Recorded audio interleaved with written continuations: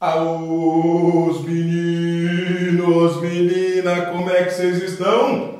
Vamos para mais uma aula de Paranazão então? Para que é isso, hein, senhorzão? Olha o mapão do Paranazão, coisa mais linda. Hoje é a segunda aula de mesorregiões paranaenses. A aula anterior nós falamos da mesorregião leste ou metropolitana de Curitiba. Hoje nós vamos analisar as chamadas mesorregiões centrais. São três, né? Isso! A gente subdivide a mesorregião central, em três mesorregiões. De tal forma que nós temos a mesorregião centro-oriental, que eu estou contornando aqui para vocês, observem o contorno. Nós temos uma cidade aqui bastante famosa, bastante importante, que é Ponta Grossa. Essa é a mesorregião centro-oriental. Do outro lado do estado, nós temos outra mesorregião, que é uma mesorregião bem pequena, chamada de mesorregião centro-ocidental. Observe o senhorzão contornando ela. Como destaque, nós temos a cidade de Campo Mourão, perto Engenheiro Beltrão. Olha lá, a grande, a importante cidade regional de Campo Mourão. E por fim, nós temos a chamada a mesorregião centro-sul. Observem, a mesorregião centro-sul, que já faz fronteira com o estado de Santa Catarina, onde o município de destaque é o município de Guarapuava. Retomando, mesorregião centro-oriental, destaque para Ponta Grossa. Mesorregião centro-ocidental, destaque para Campo Mourão. Mesorregião centro-sul, destaque para Guarapuava.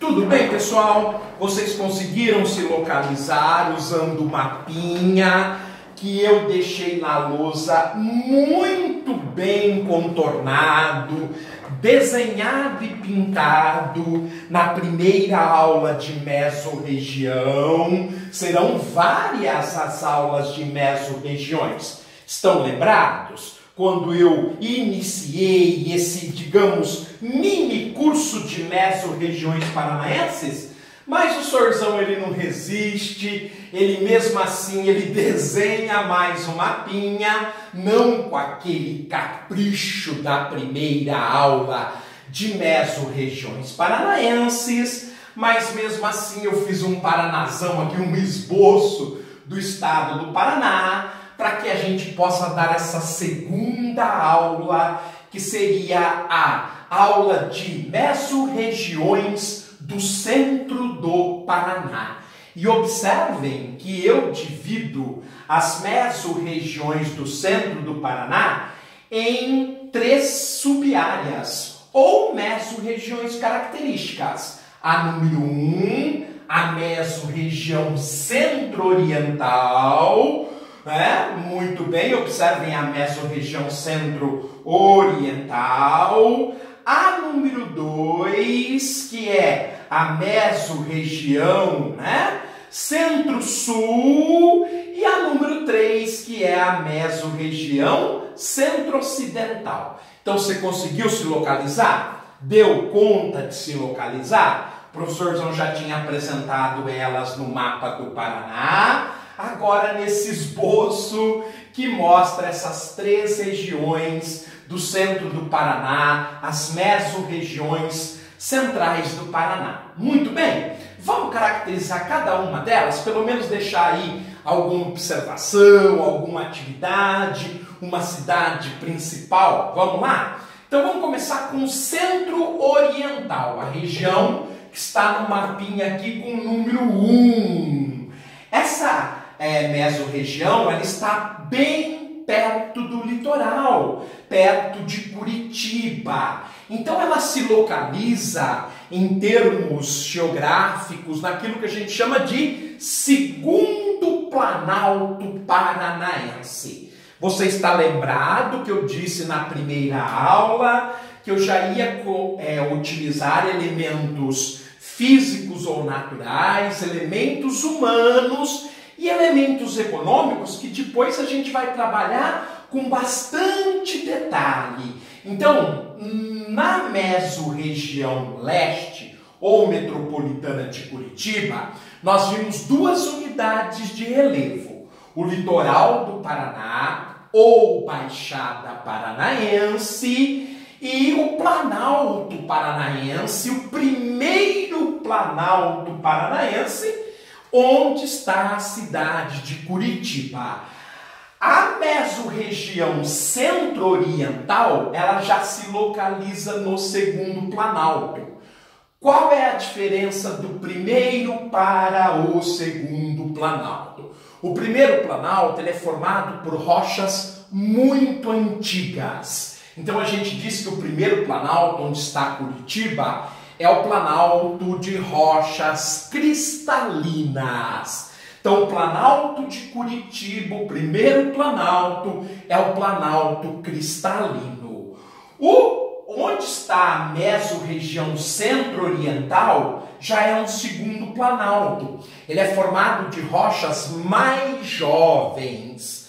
São chamadas rochas sedimentares. Então esse segundo Planalto, que também é chamado de Planalto de Ponta Grossa, que é a principal cidade deste Planalto. Então, o segundo Planalto ou Planalto de Ponta Grossa também é chamado de Planalto sedimentar. Então, nesta mesorregião centro-oriental, nós estamos no segundo Planalto, ou Planalto de Ponta Grossa ou ainda Planalto sedimentar.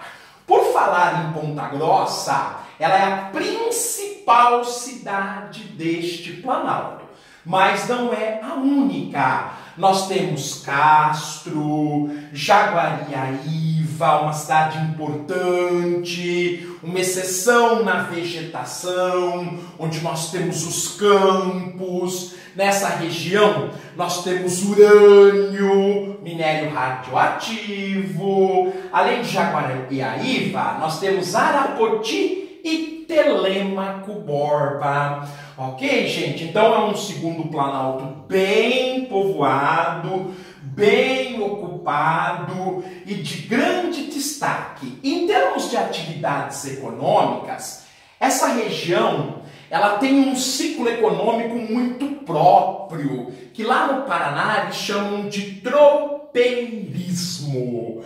Nós vamos analisar um pouquinho mais do tropeirismo quando nós estivermos falando sobre uma aula chamada de Caminhos Paranaenses, que vai falar um pouquinho da história do Paraná. Mas não é aula de História do Paraná, eu não estou me comprometendo a dar aula de História do Paraná. Quando é necessário, eu falo. O tropeirismo, gente, nesse interior do Paraná, foi, digamos de forma resumida, aquilo que vai acontecer sobretudo no século XVIII. O século XVIII é o século do ciclo da mineração no Brasil. E como vocês sabem, próximo ao Paraná, o grande destaque vai ser o estado de Minas Gerais. E naquela época, o estado de Minas Gerais precisava do quê? Precisava de carne, precisava de comida, precisava de mulas para que elas deixassem o interior das Minas Gerais e atingisse o porto do Rio de Janeiro.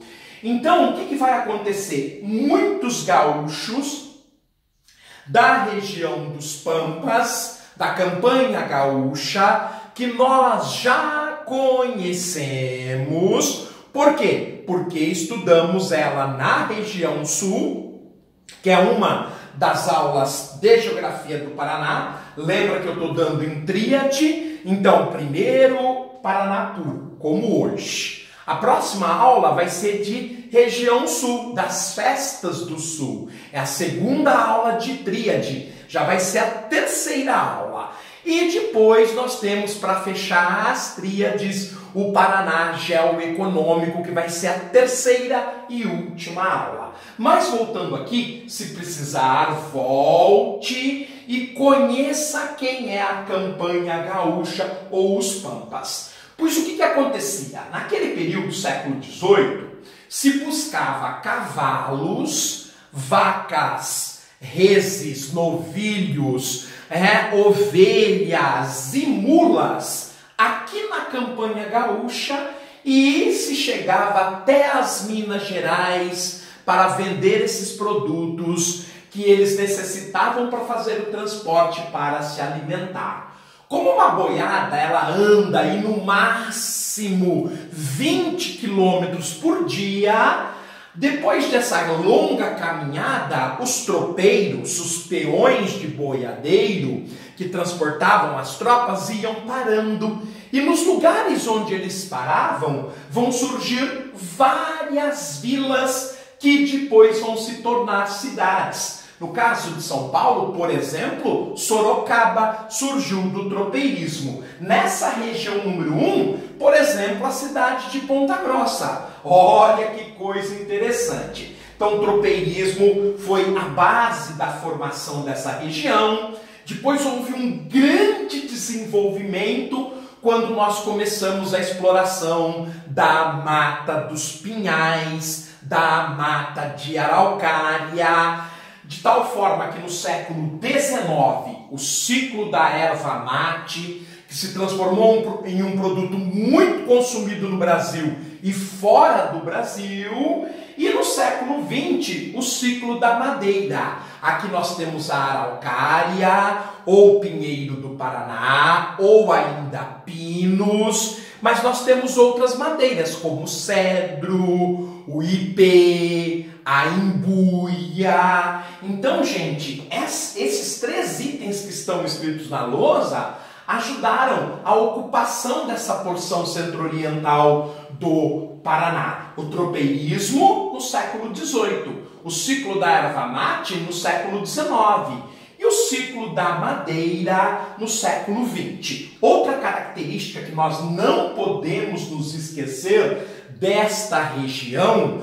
a chegada dos imigrantes, principalmente a partir de meados do século XIX. Aqui chegaram vários imigrantes europeus, alemães, holandeses, italianos, ucranianos, russos e poloneses. E a gente já sabe que quando eles chegavam no sul, eles podiam dispor de um lote de terra de até 100 hectares, 40 alqueires. Mas eles não estavam acostumados com essa realidade na Europa.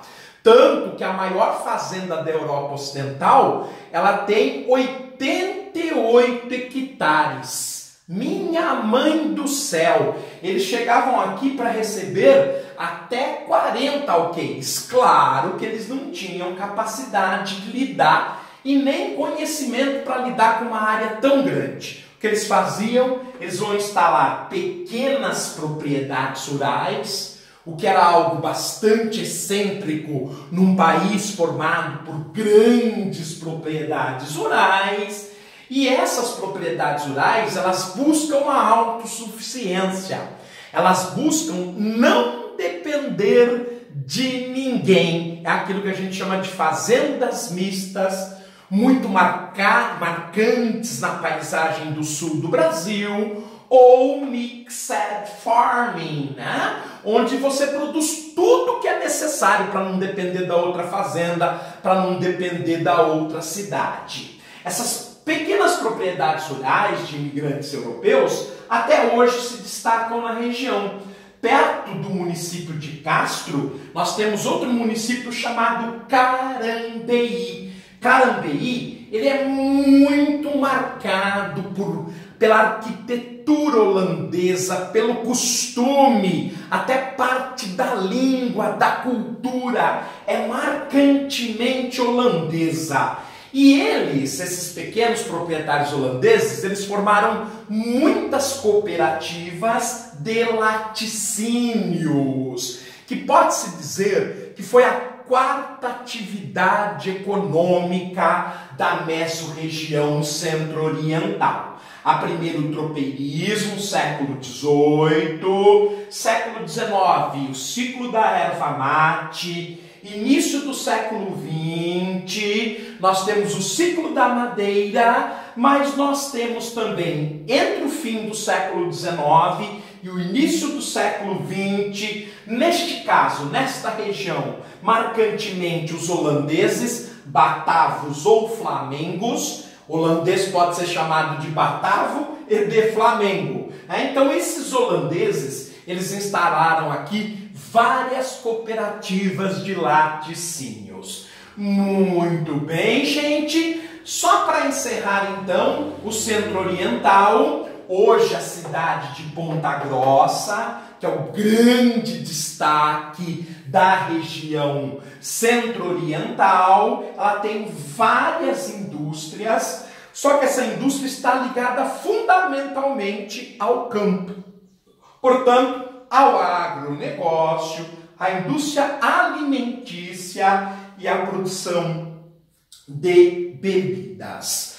Tudo bem, gente? Então, dessa maneira, a gente analisa a mesorregião centro-oriental do Paraná. Vamos dar uma chegadinha, então, na região centro-sul, a número 2, aquela que já faz fronteira com Santa Catarina. Opa! Essa região, ela já se localiza no terceiro planalto. Opa! Curitiba, primeiro planalto, Planalto Atlântico, Planalto Cristalino. Ponta Grossa, segundo planalto, ou Planalto de Ponta Grossa, ou Planalto Sedimentar. E o terceiro planalto? O terceiro planalto, onde nós estamos agora no Centro-Sul, ele é um planalto formado por rochas vulcânicas, preferencialmente. Então, por isso que ele é um outro planalto. Primeiro planalto no litoral, cristalino. Segundo planalto no interior, sedimentar. Terceiro planalto no oeste do Paraná, vulcânico, sendo que a principal rocha vulcânica é o basalto. Quem é o basalto? Aquela rocha escura que a gente chama erroneamente de pedra preta, que é a base do asfalto. Saia de casa, olhe o asfalto. Aquela minúscula pedra negra que está grudada pelo piche, aquilo é o basalto, é o pedrisco do seu concreto. Isso! E nos dá um solo de excelente qualidade, chamado de terra roxa. Logo, esse terceiro planalto, ele é chamado de planalto. Terceiro planalto, Planalto de Guarapuava ou planalto vulcânico, arenítico, basáltico. Mas vamos com calma, senão a gente começa a dar aula de geografia do Paraná. Mas nós vimos que o desgaste desta rocha, a rocha basáltica, a base do terceiro planalto, ela nos fornece um solo de excelente qualidade. Então, há que se esperar que nesta região, que tem como destaque a cidade de Guarapuava, há que se esperar que aqui a ocupação tenha sido feita pela agropecuária. Dito e feito. Só que nessa região número 2, não chegaram tantos imigrantes como na região número 1, na centro-oriental. Então ela ficou sendo mais cuidada por descendentes de portugueses por descendentes de espanhóis que vieram do Rio Grande do Sul e que tinham como atividade básica justamente a agropecuária em grandes fazendas. Primeiro nós começamos essa região com a pecuária bovina, mas com o tempo a pecuária bovina foi cedendo espaço para a agricultura, sobretudo a lavoura de algodão, a lavoura do milho e recentemente a lavoura da soja, que hoje é a grande marca dessa área. Não podemos nos esvair, nos ir embora, ou melhor, ir embora da região Centro-Sul, sem falar da pecuária bovina, que abriu a região, foi pioneira, mas que devagar foi cedendo espaço para a lavoura. Mesmo assim, nós temos aí uma grande criação de suínos, de caprinos, de ovinos e, recentemente, muitas aves vêm se destacando nessa região.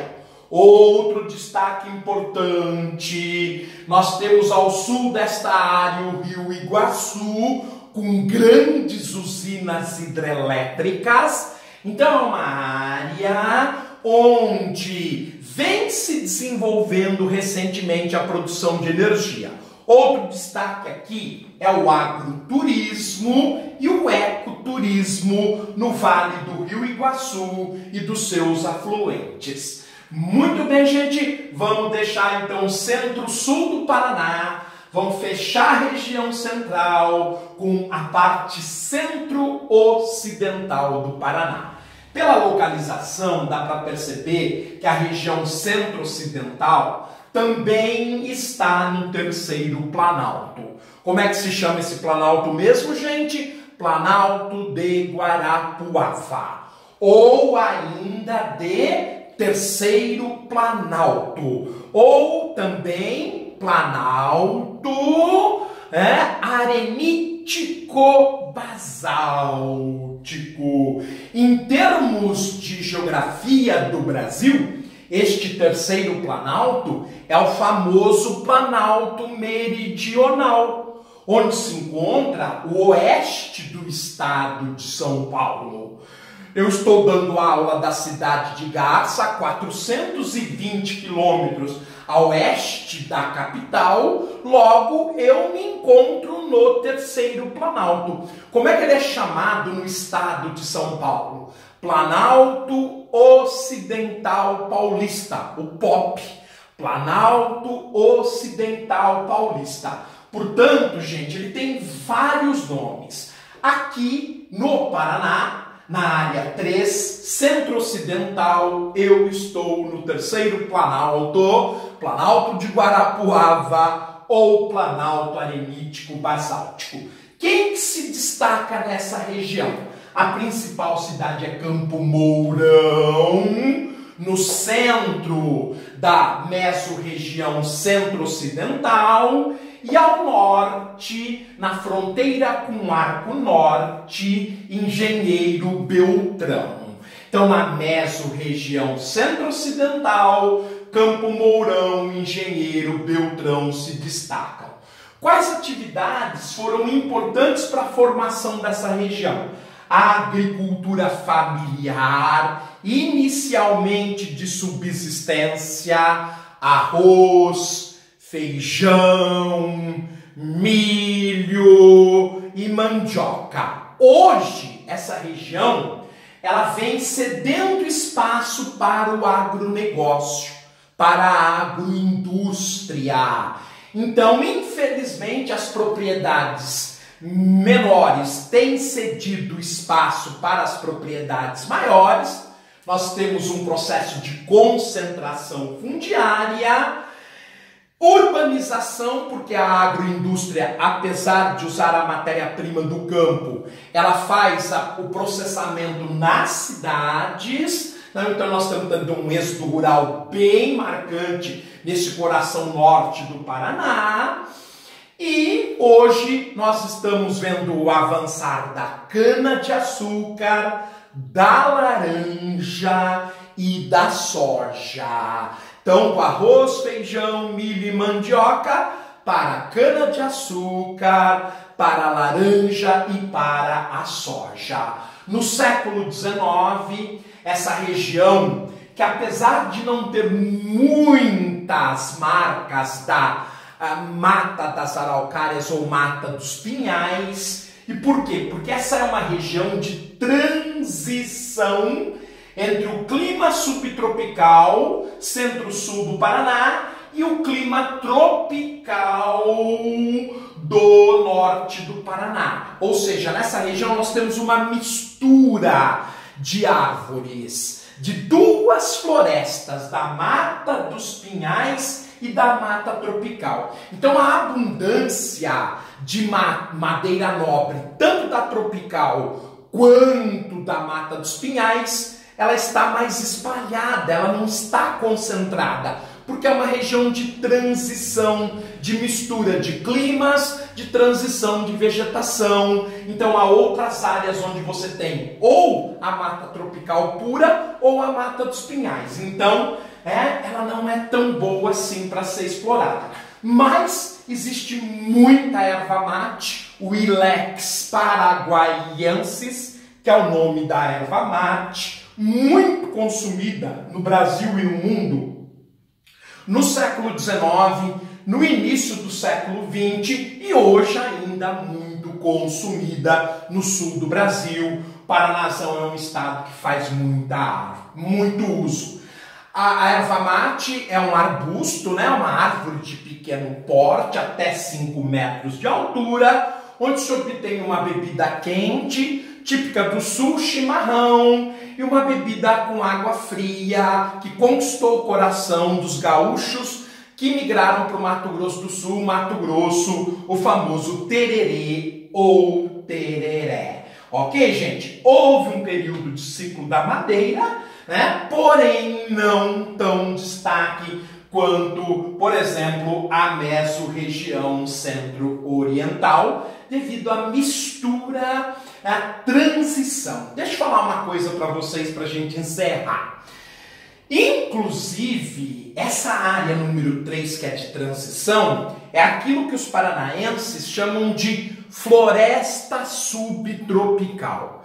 E aí a gente tem que tomar um cuidado muito grande, porque quando a gente pensa na Mata do Sul, a gente pensa na Mata dos Pinhais ou Mata de Araucária, que nós aqui no Sudeste também chamamos de mata subtropical. Então nós damos três nomes para ela: Mata dos Pinhais, Mata das Araucárias ou Mata subtropical, como se isso fosse sinônimo. E para o norte do Paraná, o Vale do Rio Paranapanema, como o clima é mais quente, o clima é tropical, nós falamos que ali existe a mata tropical. Lá no sul eles entendem isso de forma diferente. Para eles, a Mata dos Pinhais ou Mata das Araucárias é só isso: Mata dos Pinhais ou Mata das Araucárias. Ela é dos planaltos altos, do clima subtropical frio. A que está no Vale do Rio Paranapanema, né, no Vale do Rio Paraná, é a mata tropical. E a transição entre a mata tropical e a Mata dos Pinhais é a mata subtropical. Por quê? Porque para eles existem dois climas subtropicais. Então, clima tropical, mata tropical. Clima subtropical, mata subtropical. Mata dos Pinhais, dos Altos Planaltos, região mais fria do Brasil, é a Mata dos Pinhais, que está no clima subtropical de altitude ou subtropical frio. Tudo bem, gente? Eu encerrei então fazendo esse importante comentário, essa importante particularidade sobre a geografia do Paraná, e é isso que vai derrotando os candidatos paulistas, estas particularidades, de tal forma que nós encerramos hoje mais 3 mesorregiões paranaenses, a mesorregião centro-oriental, a mesorregião centro-sul e a mesorregião centro-ocidental. Como na primeira aula a gente tinha feito a mesorregião leste ou mesorregião metropolitana de Curitiba, nós então já encerramos 4 das 10 mesorregiões do Paraná. Gente, fiquem bem, tudo de bom, continuem acompanhando. Lembrando que a próxima aula é a segunda de tríade, onde nós vamos voltarmos ao contexto, falarmos da região sul, das festas dos folguedos, do folclore do sul. Ok, pessoal? Tudo de bom, abraço do Sorzão, até a próxima. Falou, meninos, vamos estudar, meninos, firma o corpo que o bicho...